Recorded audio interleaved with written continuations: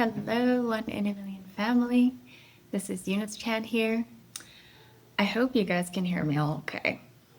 So, today I want to share something a little different than I normally would share on this channel. And in doing this video, I hope to encourage those of you who are thinking about starting your coaching business or thinking about helping people, to encourage you guys to actually go for those things. If it's something that you feel like you're called to do, if it's something that you feel passionate about, I really encourage you to take the steps, do what's needed, and put the systems in place so that you can truly follow your dreams and make the impact that you want to make in the world. So, you know, I'm just going to dive into, the 5 things that the realistic things that people told me when I first decided to become a life coach.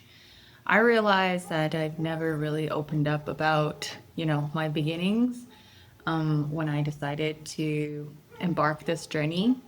Hey, Thor. He climbs everywhere. Oh my gosh. And and I think in doing so, you guys will get to kind of see behind the scenes, like what are some of the challenges that someone like me has to go through. And probably, you may encounter very similar dialogues and narrative in your life when you decided that you want to help people for a living, right?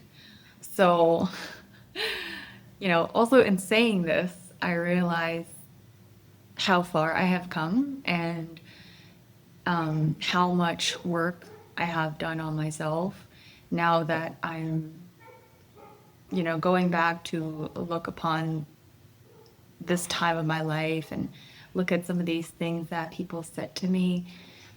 There's definitely an ick there.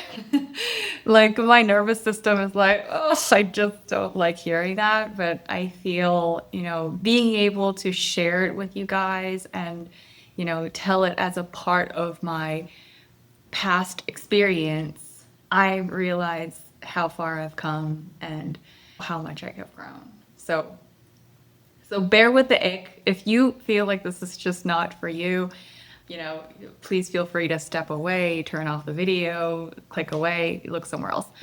But yeah, the first thing that a lot of people told me was that you don't have any training, certificate, qualifications.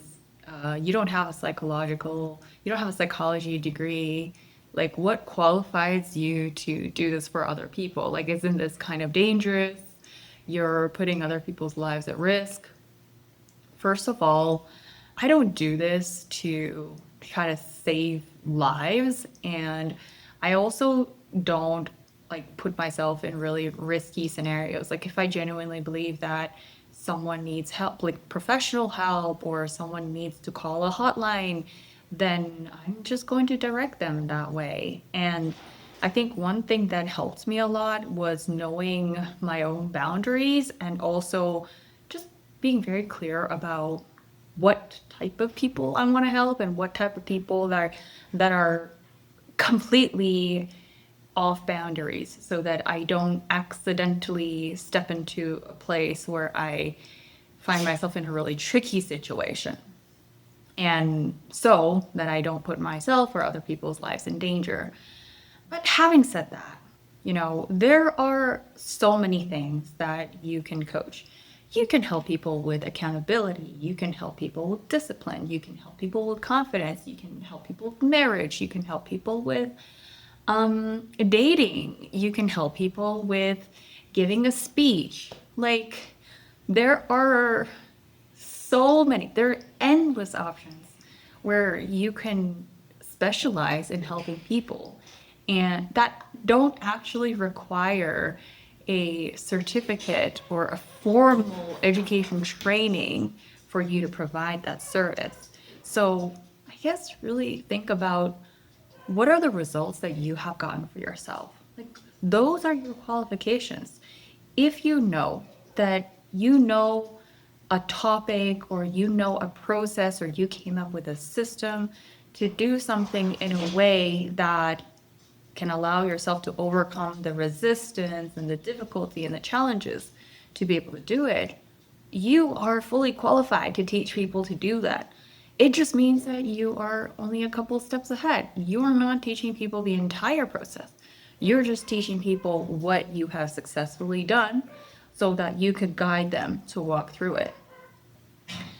So, the second thing that a lot of people told me, and I just want to say that everything that people told me, they're the people that are closest to me. And sometimes, even though it could sting, I understand that maybe they're just kind of looking out for me. Anyway, it may not come off in the best way or in the best tone. So bear with me as I'm trying to share this with you. The second thing is, you don't even have any life experience. Why would I hire someone like you? That really stung. But I had to learn not to take it personally. First of all, I had to understand that they are not my ideal client, right? Because my ideal client would see me as their perfect solution. My ideal client is someone that prays for someone like me, prays for a solution that I could give them. And instead of, challenging my ability to coach them and guide them through whatever it is that they're going through. I also want to kind of flip this around because, just because those people who are saying these things to you, they don't see the value in you, it doesn't give them the right to determine what constitutes as life experience. It doesn't mean that you need to have gone through all the bad, horrible things in life, all of the challenges that you can name under the sun. It doesn't mean that you need to have your back against the wall and have it the roughest in order for you to qualify someone as having had life experience.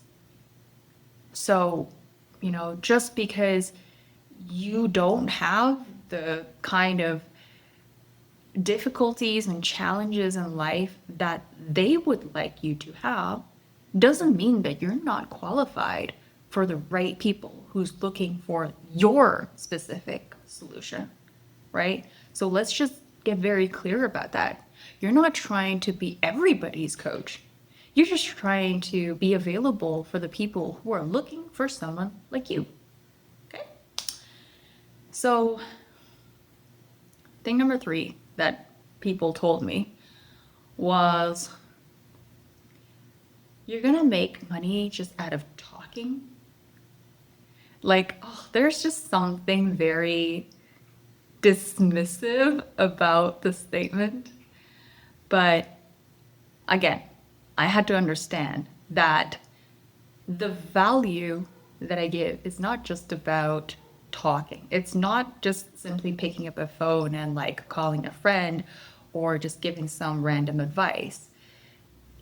Yes, your coaching is going to be conducted in the form of a conversation exchange, but understand that if you ever are doubting your ability to coach, understand that in a coaching container and an experience, you're offering a very valuable energetic exchange.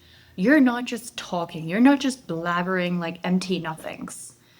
You are using words to transmit your understanding, your experience, your ideologies, your methodologies, your wisdom, your insight, your perspective, your solutions through an articulation of words. So that in itself is very powerful, because even though people can look for infinite amount of information online or on Google or on any website or in a book, they could go to the library and look for information. But you are the one. You're the one. Don't forget. You're the one that has understood this particular challenge and you see it in a 360 degree. You have navigated yourself from before, through, and through the end of it to see from every perspective there is to see, so that you are able to explain the resistance, the challenge, the up climb, the point where the point where you go through and the point where it clicks for you, so that when people hear it, they hear it in your words, your expression. And your perspective is not something that you could find in any other book, in any other expert advice. Your experience is something that can only be transmitted if you decide, if you allow yourself to translate into organized a verbal communication, so that people can see the world through your eyes. They can see the solution in the way that you explain it. And I think this is just the most powerful thing. It is not just talking. And don't allow anyone to minimize your skill, your expertise, your insight, your wisdom. And don't allow them to minimize it to just talking, because you and I both know it's so much more than that. Like, you know what you had to go through in order to overcome that big situation that maybe you took 8 to 10 years of your life to figure out. And it took you another 2 years to figure out, like, how do I systemize this? How do I, like, make this work for me every time? You distilled that into a solution for yourself. And then you perfected it, you mastered the craft, and you're able to have predictable results for yourself. You got yourself out of the situation, and now you're in the place to be able to explain things to people that otherwise would not be transformational if they hadn't hear it the way you experienced it. So, yeah, own it. You're good at it. Don't let people minimize it. Thing number 4 that people told me was that you haven't even figured out your own life. Like, you're so young, you don't even have all the pieces figured out. You're not even halfway done with your life. Like, who are you to coach other people and lead other people as a life coach? Well, first of all, I want to reassure you that you don't need to have it all figured out. You don't. First of all, it's because you're not trying to coach people that are ahead of you. You're trying to coach people that are a couple steps behind you. So obviously, you're not going to take on a mission that is bigger than yours to handle. You're going to show people the way that haven't seen what you've seen yet, that haven't gone through the road that you've traveled, right? So you don't need to have it all figured out. And you don't need to be the best in your area of expertise to coach people to do exactly what it is that you do in your area of expertise. You don't need to. There will always be someone better. There will always be someone greater. There will always be someone that is more successful in your area of expertise. But I just want to tell you that that doesn't disqualify you. It just means that you are still a couple steps ahead of the person behind you. And that puts you in a perfect place, because why? It makes sense for people to ask, well, why wouldn't I just hire the expert in this field? Why wouldn't I hire the best person that has all the experience to offer, who's able to, condense my problem to like a 3-minute explanation? Like, why wouldn't I just hire that person? Well, yeah, you can. But your proximity to the issue, the freshness of your perspective, your emotions, of your experience is so recent, and you're so close to the challenge that you have just come through, that it makes you the perfect person, because it is fresh in your experience. It is fresh in your most recent things that you have gone through, that it makes you in the perfect place to empathize and relate to that person. Whereas someone who's like 5 years, 10 years down the road, they have perfected their system and, they could just like snap their fingers and get out of a rut. Like they may not be able to communicate in such a way to the person, to their client, that can relate to them on that level because you get it emotionally. You've just been there. And the best way to explain a solution to someone, the best way to really guide people through it is to hold their hand, let them know how it feels, let them know how, like, what they may be going through so that they feel taken care of by you.